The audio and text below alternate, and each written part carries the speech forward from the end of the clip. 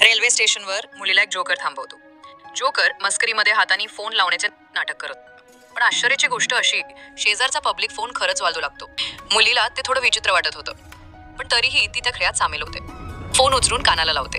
Joker फोनमधून तिला म्हणतो की तिला पूर्ण रात्र सोबत हा खेळ खेळावा लागेल, नाही तर परिणाम वाईट होतील. पण मुलगी ही मस्करी समजून फोन ठेवून टाकते आणि जाता जाता जोकराची खिल्ली उडवते. तिला माहिती नव्हते की तिला या छोट्याशा गोष्टीची मोठी किंमत मोजावी लागेल. जशी ती स्टेशनच्या प्लॅटफॉर्मवरती पोहोचते तसेच तिला कोणीतरी आसपास असल्याची चाहूल लागते. मागे वळून बघती तर ती दचकते. तिच्या मागे जोकर उभा होता. जोकर तिच्या प्रत्येक हावभावची नक्कल करू लागला.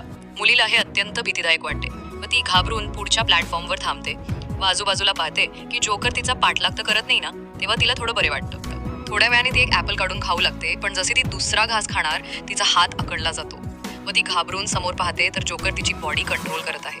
ती माफी मागू लागते, पण जोकर तिचा आवाज बंद करून टाकतो. तेव्हा जोकराच्या डोक्यात खतरनाक कल्पना येते. तो स्वतः उठतो व मुलीचे शरीर कंट्रोल करत हळूहळू रेल्वेच्या रुळाकडे नेत असतो. मुलीच्या चेहऱ्यावर भीती आणि पश्चाताप स्पष्टपणे दिसून येते. तेव्हा जोकरचे म्हणणं आपण ऐकले पाहिजे होते, पण पश्चातापाचा काही फायदा नव्हता. खूप उशीर झाला होता.